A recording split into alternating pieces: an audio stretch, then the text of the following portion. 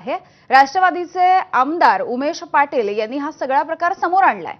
मोहोळ शहराच्या नजीक असलेल्या हॉटेल स्वराज्य इथे काही लोक ईव्हीएम मशीन घेऊन जात असल्याचा आरोप उमेश पाटलांनी केला। दरम्यान हा आरोप तहसीलदारांनी खोडून काढलाय। लोकांनी अडवलेल्या मशीन राखीव आहेत, त्यांचा वापर मतदानासाठी झालेला नाही। या मशीन सीलबंद स्वरूपामध्ये आहेत अशी माहिती मोहोळचे तहसीलदार आणि सहाय्यक निवडणूक निर्णय अधिकारी सचिन मुळीक यांनी एबीपी माझाला फोनवरून दिली आहे। तर या ईव्हीएम मशीन अतिरिक्त असून त्यावरती कोणतेही मतदान झालं नसल्याची प्रतिक्रिया निवडणूक निर्णय अधिकारी सीमा होळकर यांनी दिली।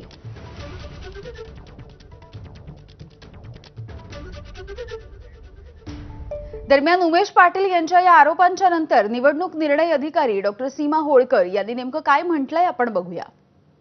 या मशीन ज्या वेळेला बाहेर पडल्या म्हणजे कस्टडीतच आल्या नाहीत त्या दरम्यानच्या काळामध्ये त्या मशीनमध्ये काही छेडछाड झाली का हे तपासावं लागणार आहे।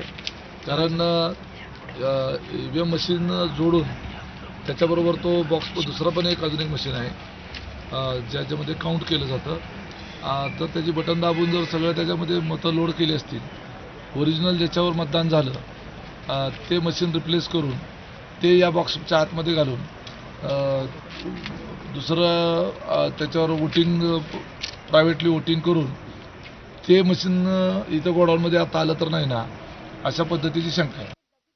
पहिली गोष्ट त्या ईव्हीएम होत्या ह्या राखीवच्या ईव्हीएम होत्या, त्याच्यामध्ये कुठलंही मतदान नाही। आपल्या ज्या मतदान झालेल्या ईव्हीएम होत्या त्या ऑलरेडी माझ्या ताब्यात सगळ्या आल्या होत्या। आम्ही ती स्ट्रॉंग रूम सुद्धा सील केलेली ऑलरेडी केलेलीच होती, फक्त राखीवचा आम्ही हिशोब लावत होतो तेव्हा ही घटना घडली आहे।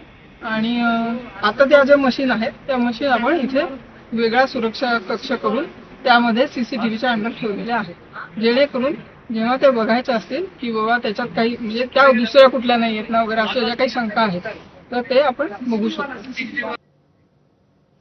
तर या सगळ्या प्रकारावरती संजय राऊत यांनी नेमकी काय प्रतिक्रिया दिली आपण बघूया। पैठणला आमदार लहान मुलांना घेऊन गेले शाई लावायला, अजून कुठे काय झालंय कुठे काय झालंय, मशीन तर बंद पडल्याच। ही कसली निवडणूक आहे, हा पोरखेळ आहे।